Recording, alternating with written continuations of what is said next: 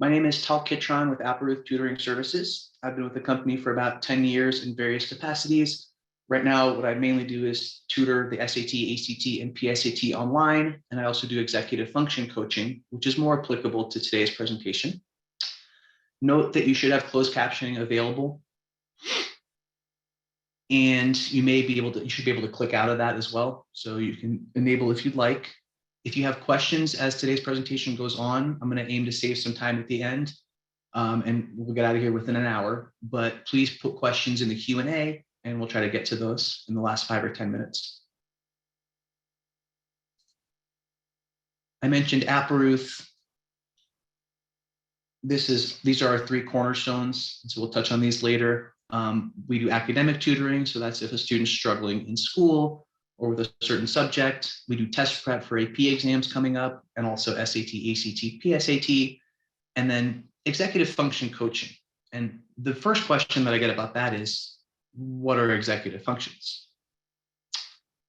And what they are, they're skills that we're going to look at quite a bit today, because these are the skills that we really need to develop and tweak and employ in different ways as we prep for final exams and AP exams and just the crazy end of the semester that most of us are embarking upon.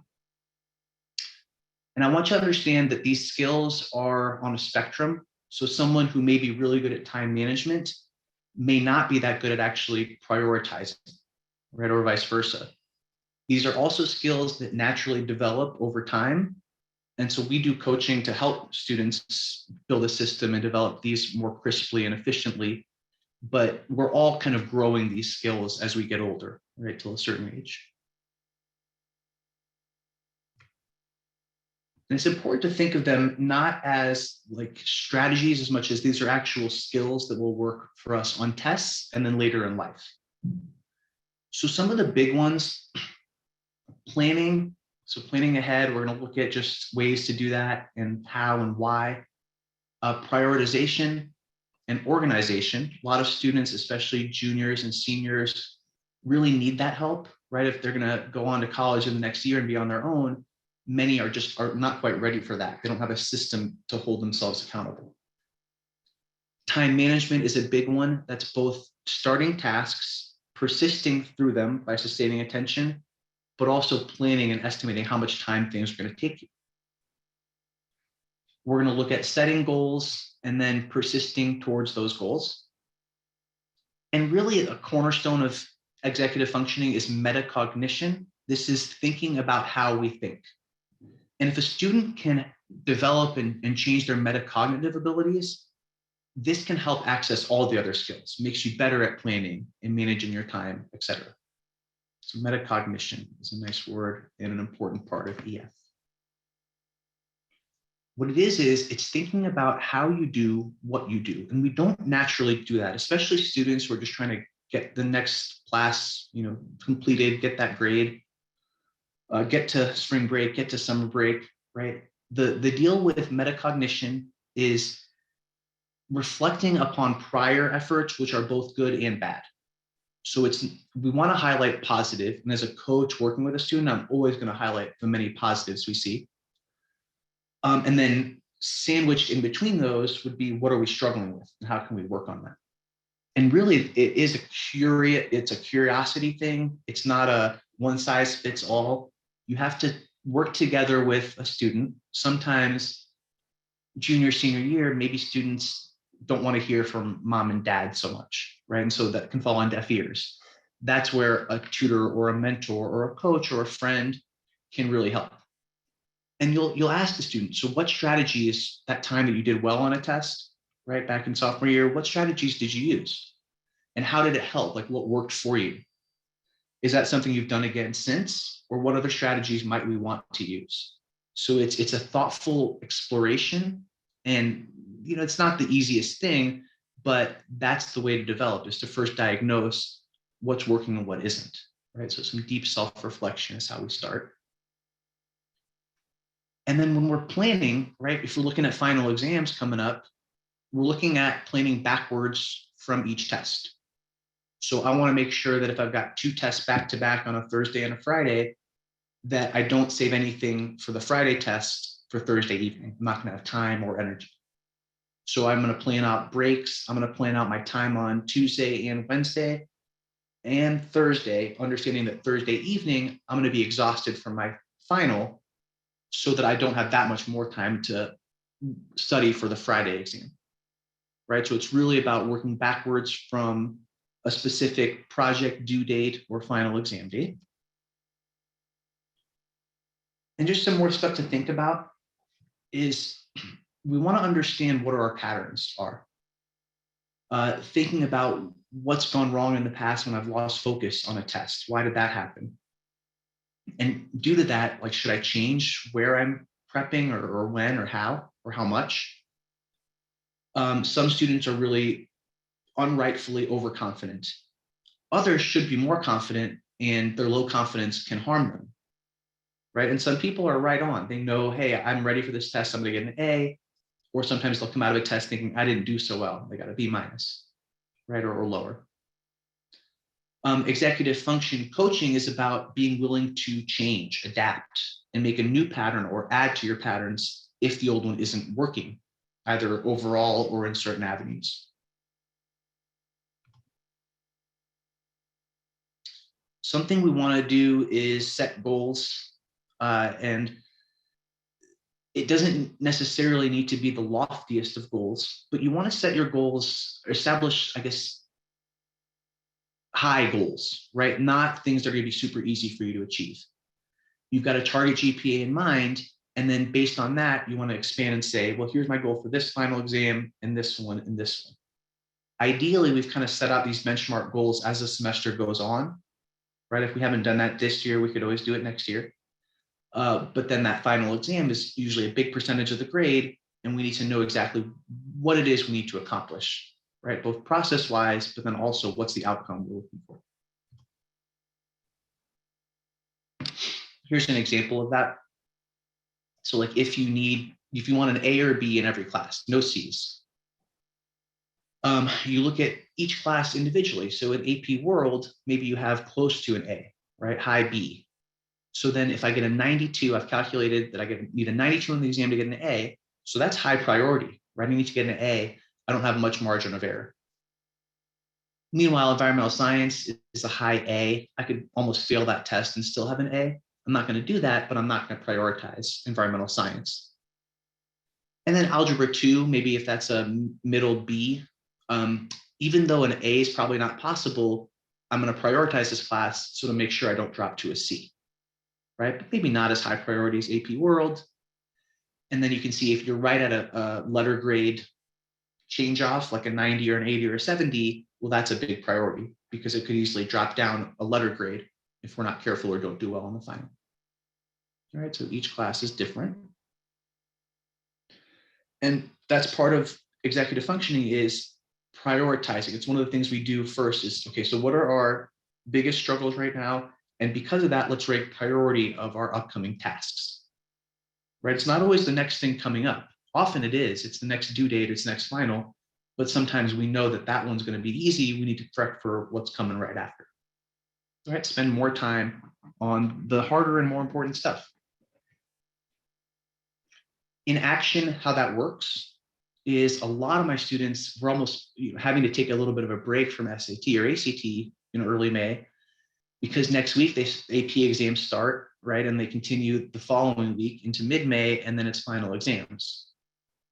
So think about, are there tests you already feel really good about, right? There's maybe an AP class that you just know you've kind of got it down versus maybe there's a class you struggled with more, or you know you've got some gaps, or maybe it's just a score that's really important. You want to go into STEM and you're taking AP physics and calculus. Those scores are in a way more important than some of the others because STEM schools will look at those scores, right? So maybe we give extra attention to those two tests.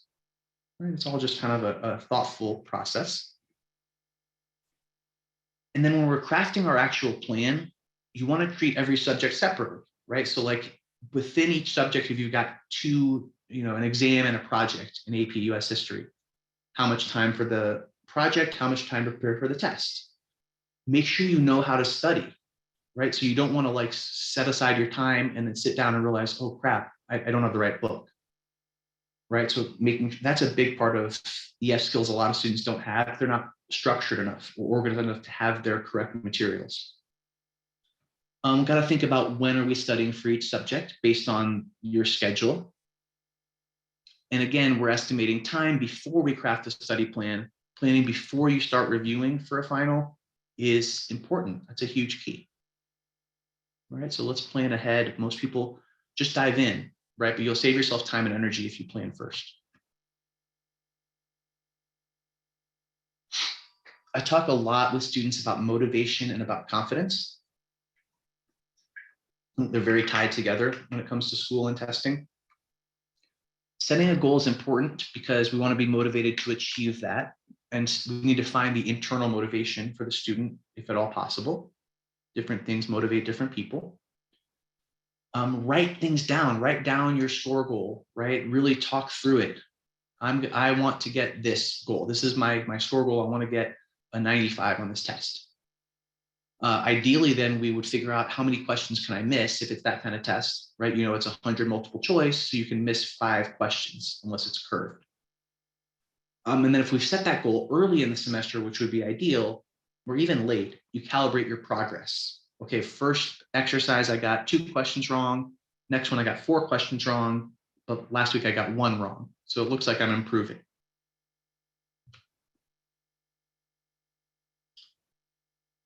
This guy, Herman Ebbinghaus, has some, he did an interesting, I think it was like I guess a study or like a personal experiment.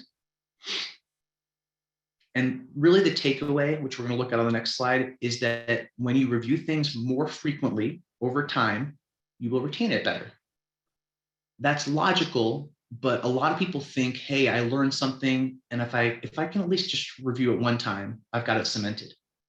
Some people can do that, but it's pretty rare. You want to see it and then maybe even move away from it, come back, and then again, see it again a few weeks later. That's when things really tend to stick, right? You need that repetition and you need to disperse it over time usually. So what Ebbinghaus did was he did 2 different study intervals. So like one was he studied for like a block time on one day, right? A bunch of hours on one day. And he compared that with this, if he broke that up over 3 days and studied for shorter times over 3 days rather than one long day. What happened was every interval of studying, when he did the 3 times in 3 days, helped him reinforce his memory and increase that strength of memory. You can see the stats there where if he didn't do that, after about a week, he would lose 75% of the information, right? And even after an hour, already half of that is out of our brain. So there are creative ways to repeat, but the takeaway here is you want to disperse things over time, not longer blocks, and you want to make sure that you check and refresh things to reinforce them. Otherwise, they won't be cemented in your brain.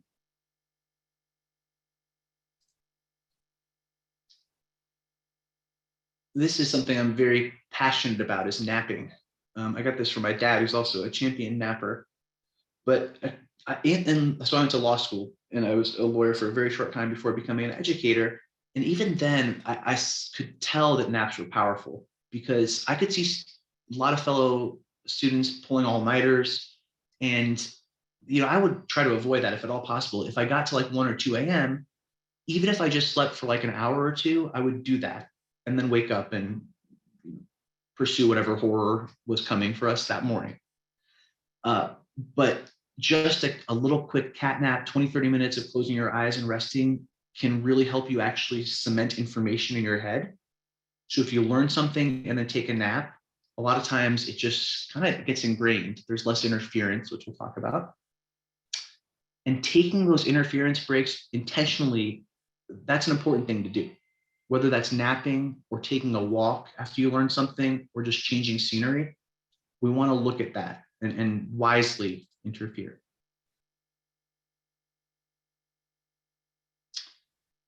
This is just more a little bit about sleep and knowing when you're at your best. So if you're not a morning person, then you don't want to be waking up and studying in the morning. You might want to be getting more sleep if you can and then studying at night, staying up later.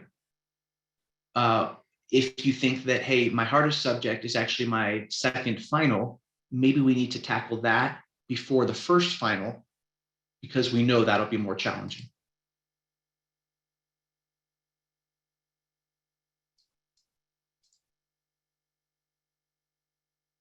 Another thing I'm passionate about is breaks. So when I work with students, a lot of whom have learning differences, we want to make sure that like this extended time that we might get on a test, whether that's SAT, ACT, or just a final exam or an AP test, we want to make sure that it's actually helpful because extended time can be a blessing and it can be a curse, right? If you have ADHD and you're there for time and a half, so you're sitting for a test for 4 or 5 hours rather than 2 or 3, by definition, we're going to lose focus. That's going to be really, really difficult to maintain energy and focus for that long for any student at all, but especially if we've got ADD or ADHD.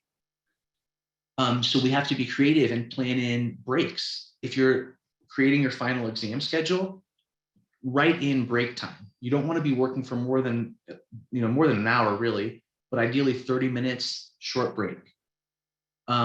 Active breaks are great. You don't want to fall into a trap of if you're a gamer and you take a break but you play a video game, you're going to get sucked in and that'll take 45 minutes and you're going to get off track. The break maybe is going to be let the dog out or grab a snack and some water or listen to, give yourself like 2 or 3 songs you can listen to, right? Have a time limit on it and don't pick a hobby or habit that you'll get sunken into, right? So short breaks, replenish your glucose stores, and then get back at it.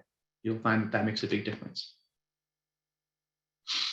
One way to do that is just with your smartphone. So using the stopwatch and lap function, that can help with timing for tests and understanding how long you're taking on certain parts. But that also helps with keeping boundaries. So just understanding, man, I've been working for 2 hours straight. That's too long. I'm sore. I'm getting just a little burned out, right? I need to go take a walk, drink some water, rest my brain, stretch my legs. And I like this tactic or learning style of chunk, chew, and check. That's the best way to learn.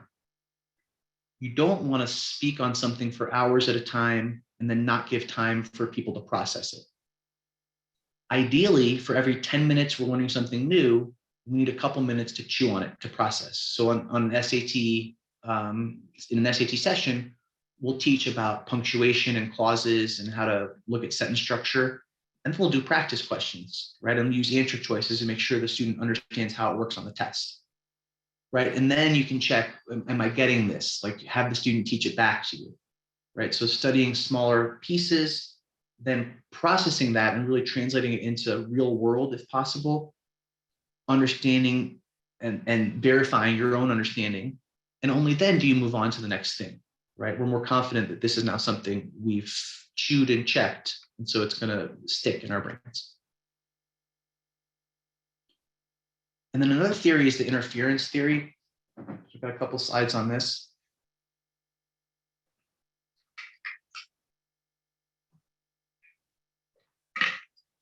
So we have this, what's called working memory, which is how much we can keep in our brain at one time. And we have limited working memory, everyone does.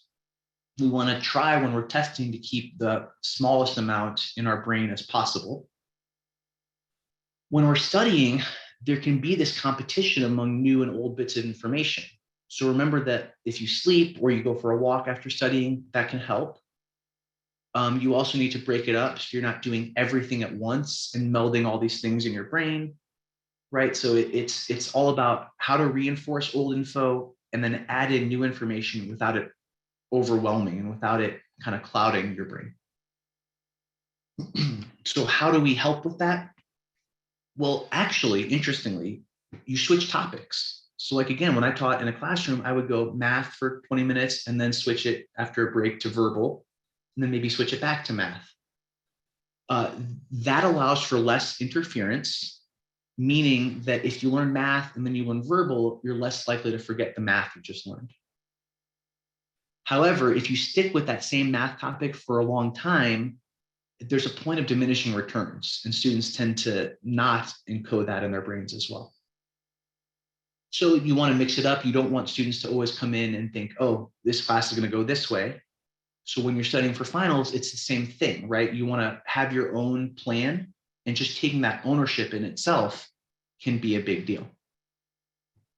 The hard part about that is when you take more breaks and bring in more things, that's more starts and stops. So you have to be on it when it comes to task initiation and persistence. Some people struggle with that, right? So the beginnings and endings can be a challenge, but it does help you retain information, which I think is super interesting.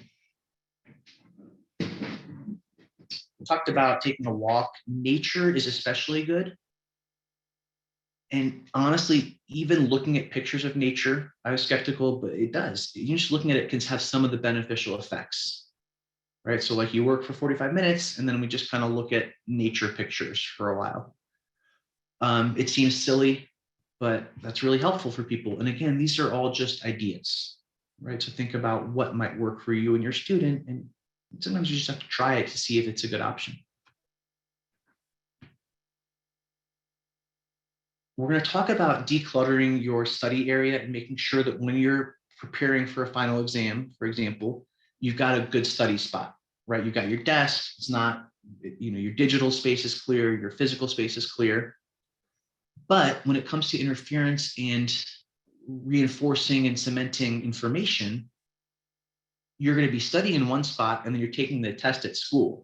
So actually, it can be problematic to only have this one spot when you're studying. You may want to go different places, whether that's a study group at a friend's house or a park or just the patio or a different room in your house or school or media center. That can help. And it just may, when you're on the test, you just often will find yourself better able to retrieve that info if you weren't studying only in one place the whole time.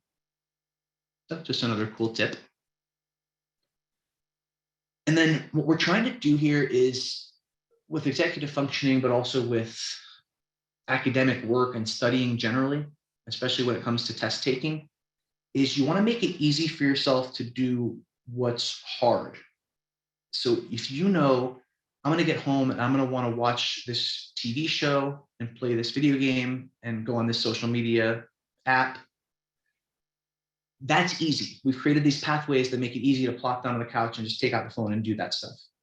So our job is actually to make that more difficult, whether that's by turning my phone off or blocking some apps or putting it on airplane mode or leaving it in another room. And I want to create this environment where I really am kind of honed in on my work and everything's funneling me towards it. If you create that system, the goal is actually to work less hard. Then each time you're sitting down, it's not like, oh, here we go again. It's all right, I'm in work mode. This is what I do. I don't have distractions because they're in the other room or they're blocked. And so the possibility of getting off task and losing focus, you've taken that away for yourself. Easier said than done. Definitely comes off better from a teacher or coach than from parents at this age, but crucial. Got to have a good environment. That picture is an example of not a good environment. Too much clutter can be distracting. We only have so much attention, so we want to make sure it's focused on the right things. And this is both digitally and analog, right? So when I see a student share their screen and they've got 900,000 new messages, not a big deal for some people, but certainly makes me a bit anxious, right? Because I look at that and to me, it's like, oh, that's something I should be doing. Whereas if I've got my emails filed away and nothing new, then at least that's a little accomplishment. And I know that's one thing I don't have to worry about, right? Or I've got my list of emails I know I need to respond to. So when it's more clear, I feel more comfortable and confident and calm. Some people can work well with music, others can't. Some people chew gum. You want to make sure you've got good lighting. You want to make sure that you've got this place where when you get there, you just know it's time to study. And then various tools can help, right? So like maybe you need a white noise app if you know there's distractions, or earplugs, 2 screens for some people, right? Writing utensils, make sure everything's out there and laid out perfectly for you. Here you've got a very cluttered desktop. So think about, what do I actually need, right? Whether it's phone or computer. A lot of people are doing a ton on their phone these days. But think about like, well, if I'm getting these notifications, that's one way that we're not going to be able to inhibit distractions. So can I deactivate some? For me, just deactivating Gmail notifications when I moved to a job that didn't have emergency situations as often, just now not getting a notification every time I get an email has made a big, big difference. I still check it a lot, right? So I'm not going to go hours without seeing if I have a new email, but I don't have to get distracted if it pops up and immediately change from whatever I'm doing. And my wife appreciates that too. One of the harder parts of executive function development is learning how to inhibit those distractions and behaviors that take us off task. So we got to be honest and just know what are our standard time wasters. Like for me, I check sports scores, and I like looking for new music.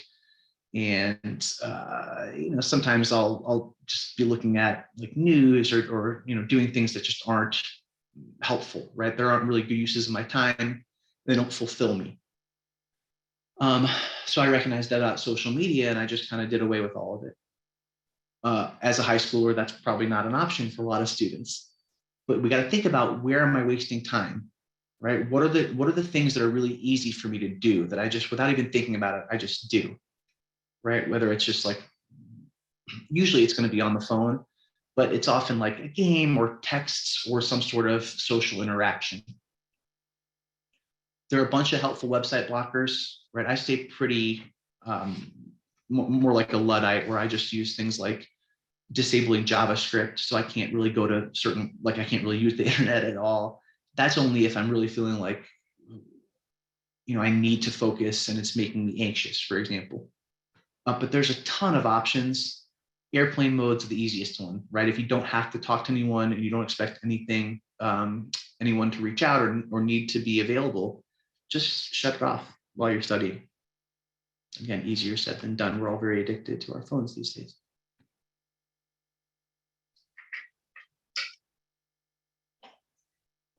There's a difference between interruption and interference. So an interruption would just be like dogs barking and you have to go let them out, right? Which sometimes that happens.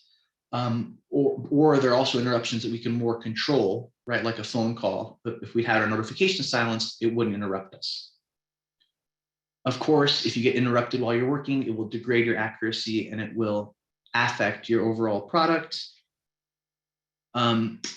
Really, it disrupts our working memory. You're trying to keep this stuff in your brain, but then all of a sudden something happens, so some of that's going to leak out. And even if you're in this deep processing mode, as soon as we get interrupted, we're taken out of that, and we're now in shallow processing mode. There are some of us who can multitask and really multitask, not just say I can do it. But most of us are monotaskers. We can do one thing at a time and one thing well, and actually we'll be better at it and enjoy it more if we're not doing a bunch of things at once, right? So like even just when you're eating, just eat, right? You don't need to be watching TV or on the phone always. And when you're working, just work, right? You don't need to be checking emails or things that aren't immediately important. And on that note, you want to make sure we're dividing work and play. We need good quality play time, just like we need good quality work time. And a lot of juniors are thinking, well, yeah, I don't have any time to play. And fair, this is a hard time of year, but summer is coming. And there should be some time, even if it's a tiny bit in each day, to just set aside time for something fulfilling. But don't try to mix that in with the work, just try to carve it out. And then when we're working, we're just working. When we're playing, we're just playing. Right? Those boundaries are healthy and crucial. This we talked about. Sometimes you have to work with students on, okay, well, we acknowledge that it's hard for you to plan ahead. So how can we make it easier? Do you need to print something out? Do you need it on your computer? Is it just better to do it on the phone? Can we get an app or Google Calendar? And if something's getting in the way, how do we make that harder for you to access so that it is not going to pose a distraction? About halfway through, doing fine on time.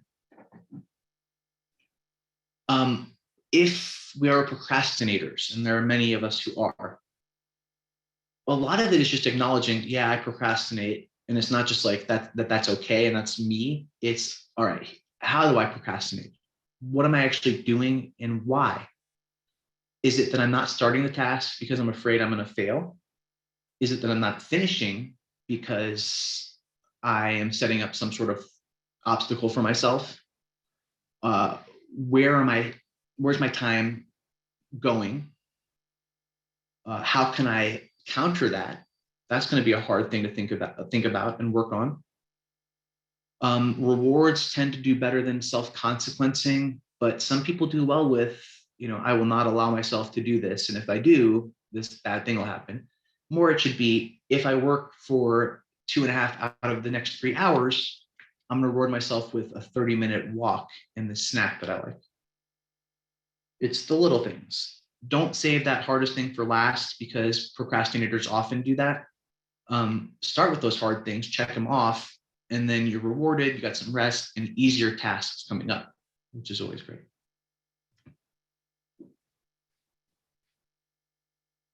Something else that's important, especially this time of year, but always, is asking for help.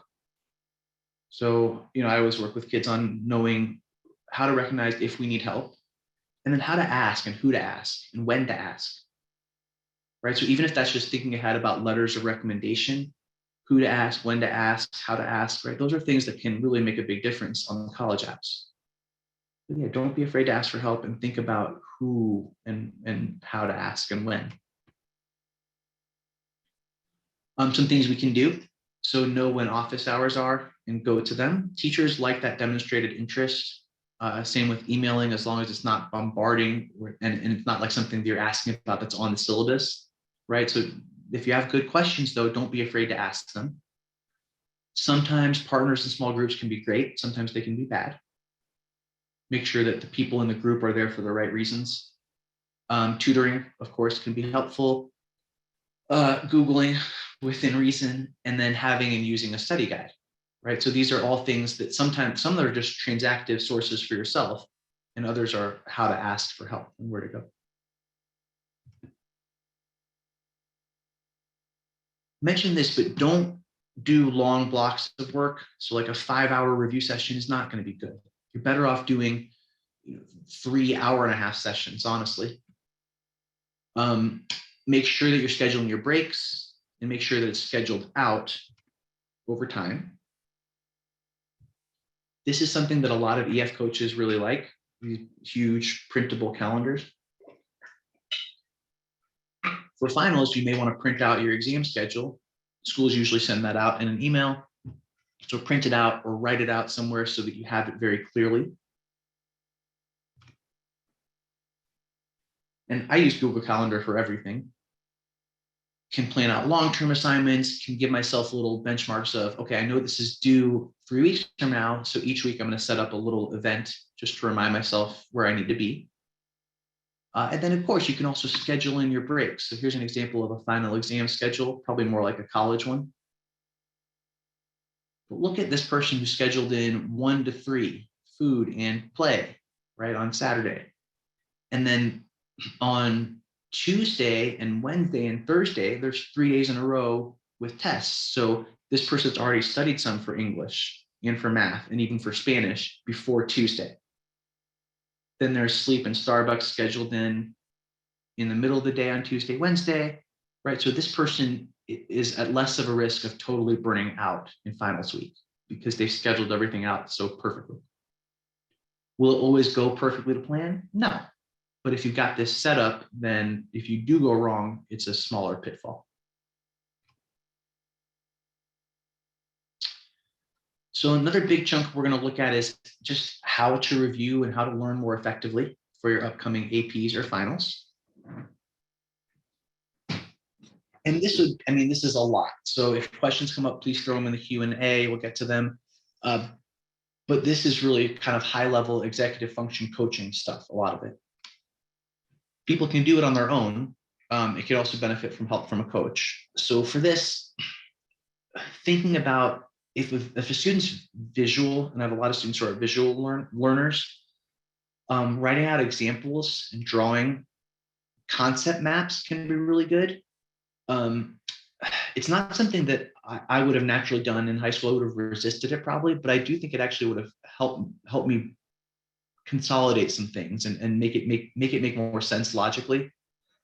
This can help anchor you in reality when if we're lost on a subject, it can help you think, oh, okay, this is how this relates to this other topic and how this relates to real life.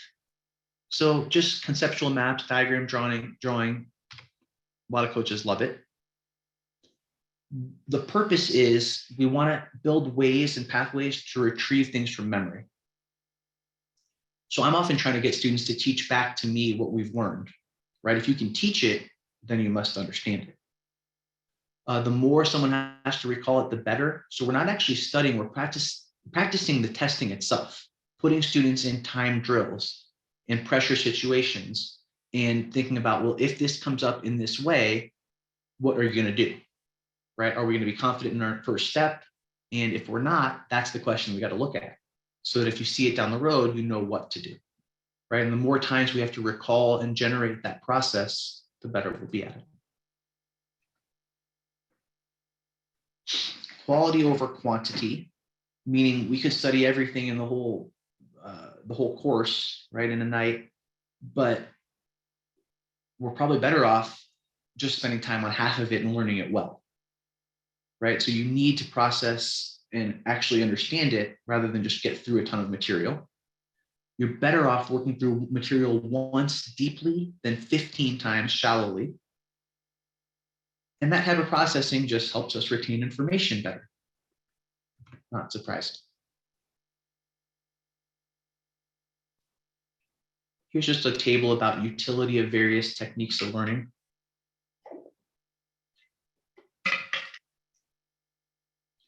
So you can see the most utility comes from distributed practice, which means taking it over time and incrementally setting goals. And then practice testing, which isn't just tests, it's putting yourself in that situation of, all right, how do I generate recall and bring this information back from my working memory or my memory when I need to. These other techniques can help, but much more effective to be doing this distributed practice over time, not chunk practice, and then making sure we're testing always, early and often. Here's why.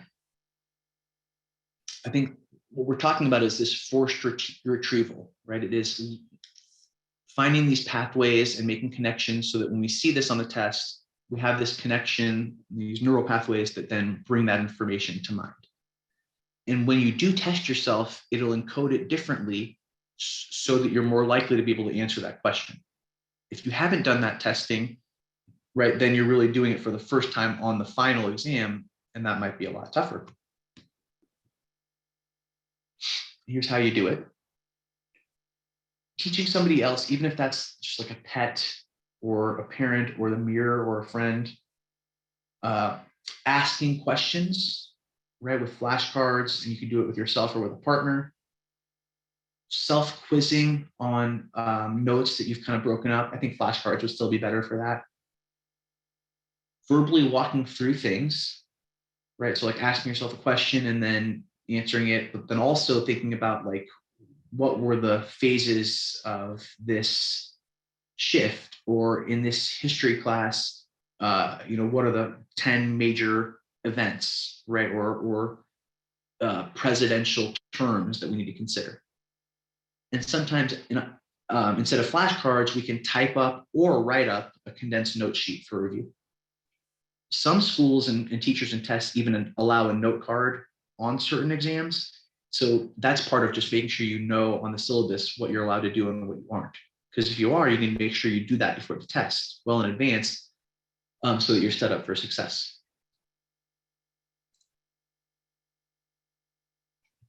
I think we've established this, but it is better to distribute over time. This first bit on the top, blocked practice, is studying for something. So course A all day Friday, course B all day Saturday, course C all day Sunday. We're going to lose most of that.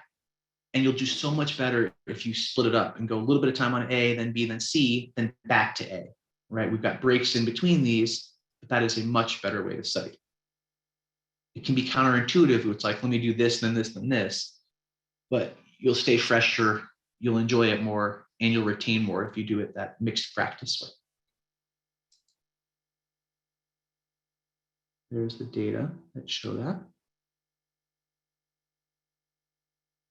During practice itself, the people who did the block testing, the block practice were great. 90% of questions right, way better than the mixers. But a week later, the blockers forgot almost everything. And the mixers actually maybe retained a little bit more. So that's pretty compelling.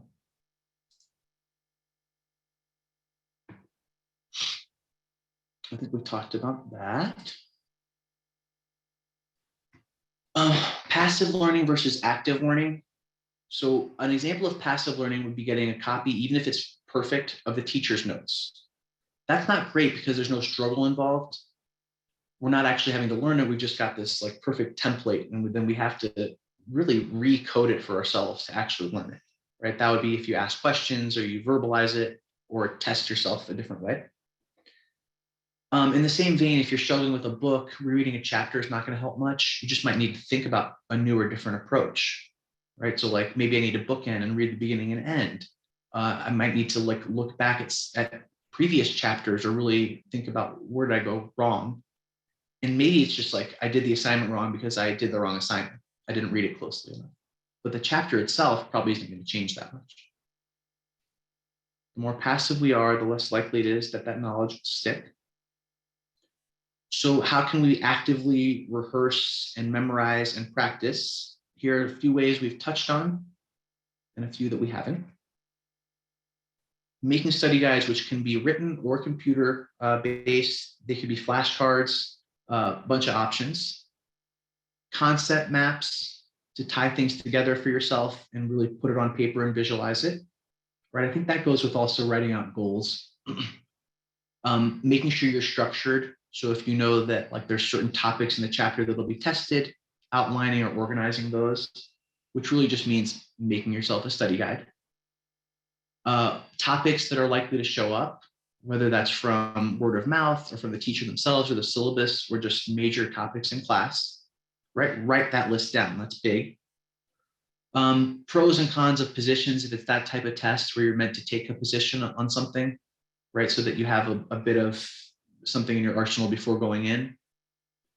Maybe in the textbook, there are end of chapter questions that you weren't specifically assigned, but answering those, right? Make sure that you have understanding, and then looking for themes throughout the text or the class or your notes.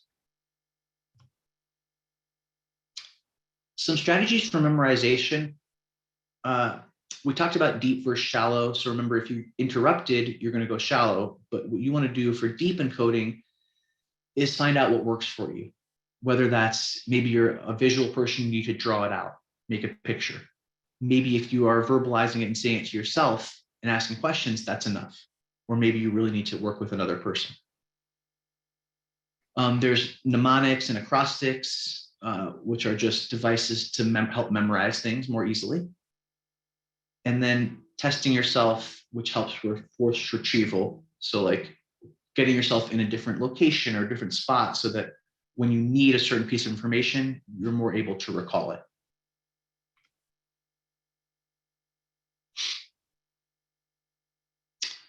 And there are ways to improve memorization. So our brain's a network.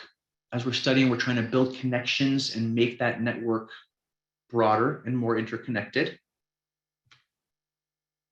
If they're not connected, they won't stick. So if you learn this and you learn that, but you don't really think about, well, why do I care, right? You read passage 1 and passage 2, but you don't think about how they're related. We're not going to comprehend that well, and it'll be harder to answer a lot of questions about that, right? Because we haven't really connected them in our brains, versus if we have linked these ideas and understand how they connect, it'll help you memorize just because you've got a bigger picture.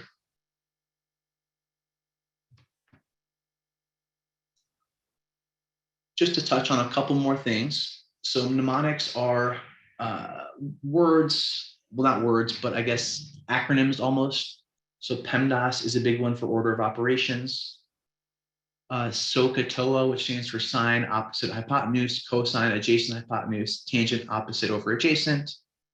There are no mnemonics that are bad. Anything, even if it's silly or corny, if it helps you remember, then it's good, right? And if it's yours and you've created it, it's much more likely to help. Here's a couple of just kind of obscure acronyms and acrostics. Music reading, which I never quite figured out, but EGBDF. Rainbows, Roy G. Biv. Rhyme and alliteration can help. If you're looking at vocab and you want to know what decorous or decorous means, decorous decorations, you could think, oh, decorous just means like proper, nice, in good taste. And so you could maybe use decorations to remember that. For a lot of people in SAT and ACT, forget circumference versus area, right? They know there's 2 pi r and there's pi r squared, but they can't remember which is which. So area squarea is an easy way to remember that that's the one that deals with area. Pi r squared is area, the other one circumference.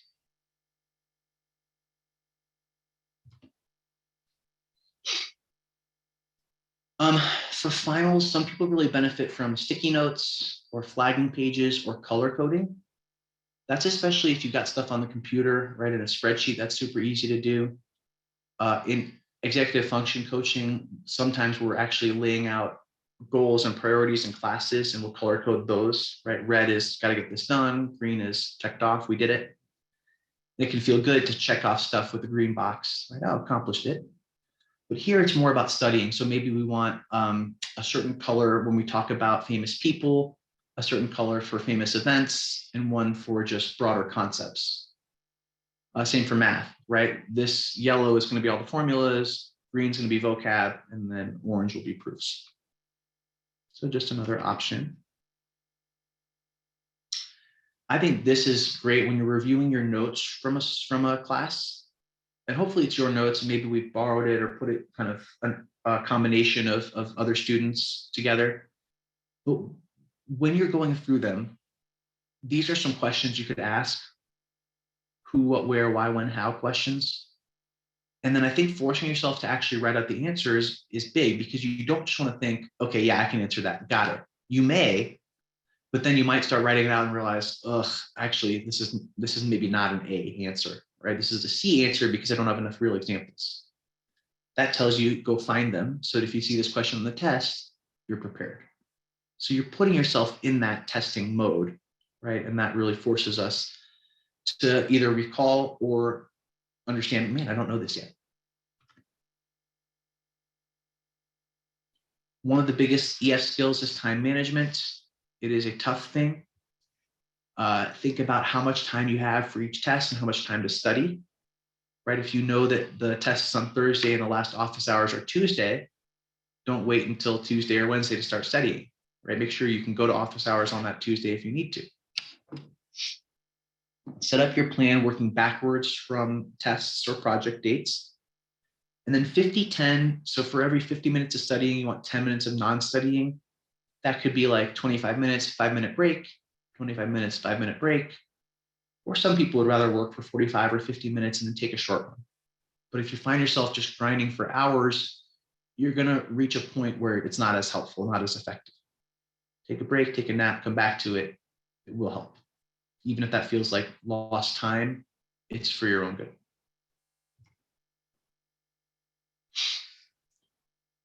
Know your opponent, right? Make your opponent your friend. Find out what the exam will cover. If there's a syllabus, make sure you go look at that or find a copy, right? We want to make sure we know what the material is going to be. If there was a lesson that, or a topic that didn't make sense or you were absent, right? Figure out how we can fill that gap. And then know what to expect. You don't want to walk into any test without knowing what to expect. What types of questions, how many questions, is it multiple choice or not? If it's a math test, do I get partial credit if I do some steps right, or just right answer or bust? Can I use my calculator or not? Do I have to use a pencil? Right, all these things, because you just don't want to have any extraneous weird things happening on test day that are under your control. And on that note, get every bit of intel that you can, right? Show up to study halls, review sessions, office hours. The teachers when I was a teacher, I liked that, right? Like even if the question was kind of like, oh, you should know that, it showed me that this person was putting in effort, right? And honestly, if that person was between a B and a C at the end of the year, I'm giving them a B because they demonstrated effort and interest. Whereas if a student never came to office hours and didn't pay attention in class and we're right between a B and a C, I might give them a C because I don't know that they earned that B, right? And some teachers, like, realistically, I'm nice, which is why I didn't end up being a lawyer for too long. So I'd probably give both of them a B, but there are a lot of teachers who would stray the other way. And I will say that if you ask good questions and you show up, right? The teacher will definitely notice. Then also check with classmates and maybe even upperclassmen who've already taken it, right? Make sure you're not just falling for urban legends or myths, but if there's good concrete info, use it.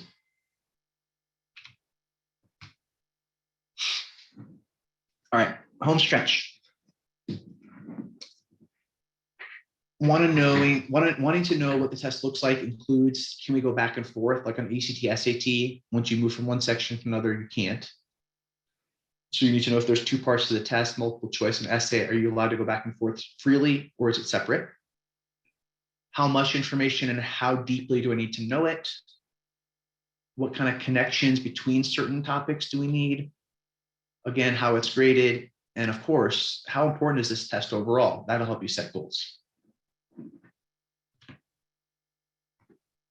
So recapping, it's you versus the material and time. When you're studying, 50 minutes on, 10 minutes off, and try to minimize distractions, whether that's laptop, cell phone, iPad, it's mostly the phone. I never did well with instrumental music. Most people just don't do well with music. If there are lyrics that can distract, and again, some people think they can work with music but aren't great at it. Others really can. So I'm not going to say, broad brush, this is how you do it. But if you're putting headphones in, make sure that it's helping, not hurting. So as we get into home stretch for final exams, first up is probably looking at the syllabus and then reviewing your notes from that class, right? What you've taken, what you thought was important during the year, refreshing your memory. Then if there's a study guide that's been provided or created by yourself or the teacher or other students, look at it and think, okay, what do I not know, right? Make sure you maybe even make another list of those things. And then if there's a textbook, which there often is, review it. Don't try to read the whole textbook. That's unrealistic. Don't have time and you won't be able to memorize it. Use pictures, graphs, and formulas, right? Those can just be little benchmarks that anchor you. And again, when you looked at that initial review and saw, here's what I'm not sure of, those are the topics you'll focus on, at least initially, right? That's why we prioritize the stuff we're not as confident with, so that if you see it, you're going to be okay. As you're going through the textbook, if you feel like, okay, now I got this, you can move on, right? That's a win. Make sure that you're not going off onto topics that aren't in the study guide. If there's a written portion, you want to think about what are the main things the teacher harped on again and again. What might they ask me to write about? There's got to be 4 or 5 things you can predict. And then after that, after you've gone through the notes in your study guide and your text, then you go back to your notes again, because you're going to have more insight. And there might now be fewer things, but still a couple that you're like, okay, wait, I need to fill in a gap here. So it's notes, study guide, text, and then back to the notes. The more you are marking things down, making lists and notes as you go, the better. If you're good working in groups and you know that that person is there for the best interest of those people, great, but just make sure it's not distracting and just working with friends or someone who's not there for the right reason. And then finally, this is what we've kind of talked through. So planning ahead, setting a schedule, trying to stick to it. That can be one of the harder things that people need a push towards. 50 minutes on, 10 minutes on, don't burn out and do long chunks. Write things down. Be organized and plan ahead. If you're studying and you understand it, move on. That's great. Repeat, repeat, repeat, not all in one day, but over the course of a couple days and then a week, ideally. And if you have extra time, use it to review, but also to get sleep, right? A lot of people are getting sick and not sleeping at all. And that's going to be the worst thing before test day. So the couple of nights before a test, it's always good to prioritize good night's rest. All right, so briefly here, test day strategies. I feel like this is a little bit more for standardized. I want to leave some time for questions, but just lay out the night before what you're going to bring, right? If you have a calculator and are allowed to have it, great. If it's a computer-based test, really do check what you have to bring. For APs, you might need to bring an ID and something. For SATs, you certainly do. And if you don't usually eat a big breakfast, don't do it that day. But also don't skip it if you usually do eat breakfast. 36 hours is kind of where you want to start getting your rhythms right. So again, I always say good night's sleep 2 nights before the test. All right, we're skipping Sarah's game plan just because I want to leave some time for questions. Please do reach out to Applerouth if you have questions. Here's our info. That's our email address. That's a phone number. We're also going to launch a quick poll. So if you don't mind filling that out. And then I'm going to leave, I've left a few minutes for questions. Remembering that what we offer, and the 2 things I do are test prep and EF coaching, but also if your student or you are struggling in a class, need some help before finals, we offer individual prep. And then this is more new, the EF coaching, which I think is a very cool thing. All right, so you're going to see this poll launch in a moment. And I'm going to just try to answer some questions that I see here. So the first one is for a person that, actually this is a 2-parter. So when we get breaks, like if we take a break when we're studying, does it take a longer time for the mind to refocus no matter how long the breaks are, or does it depend on the person? Good question. Some people can take a 5-minute break, a lot of people really, and then 5 or 10 minutes and then come right back to what they were doing. Most people are very able to do that. If you have a learning difference, obviously that can change that. If you take a longer break, 30, 40 minutes, right, or even longer than 20, it is going to be harder for everyone to refocus. So I would say for a vast majority, a short break, easy to refocus. A long break, hard if not impossible at the outset. And then if we are listening to same person, if we're listening to music to focus, that's really going to depend on people. So like the word on the street is that classical music is the best. That always drove me crazy, but I think I'm in the minority. So classical music, music without words is what people say because the lyrics are what can distract. Some effective study tips when you don't have a lot of time. I do think that planning ahead is the most important. So for each class, if you don't have much time and you know it, you've got a couple hours for each, you better focus on the things that you really are struggling with and that are going to be on the test. So I'd say if you don't have much time, you better prioritize and honestly get good rest. Because if you don't have time, that means you're overextended and you're going to go into that test tired. So don't get sick before the test. Make sure you get sleep where you can. And then I think most people perform better than they think they will if they've just gotten good rest. Peppermints or chewing gum during testing, some people really do well with that. So I would practice and see if you like that. But if chewing gum helps you focus, it's a great idea. It really works for some people as long as the teacher allows it. And got time for 1 or 2 more. My tutoring information. So if you actually reach out to Applerouth and you can request to work with me directly, I'm a premium tutor, but you can also look into EF coaching. So if you email or call or look at the website, there's no commitment. You can kind of look around at what we offer. And the second part of that question is, what's the biggest testing tip for someone who takes a long time on questions? And the answer for that would be, you have to get used to strategic skipping. If you find yourself taking a long time on questions, what that means is you're not getting to everything usually. So like for ACT and SAT, that's a big thing. It's like, oh man, this question's taking me too long. I better skip it so that I can get to everything. So that's one of it, is don't be married to being perfect and getting every question perfectly right. Be ready to skip past the harder stuff to get to easier points. Mm-hmm. And the best strategy when running out of time, it's usually guessing, depends on the test. But if you are running out of time, you want to make sure that there's no points off for wrong answers and go find the points that are easiest for you. I apologize that I can't get to all these questions. Please do, if you have them, reach out to Applerouth. I or someone will get back to you. I hope that this was helpful for you guys. It's a stressful season, but remember, everyone's going through it, right? So you can only do what you can. Good luck with finals and APs, and hope everyone has a great rest of your evening. Thanks for joining.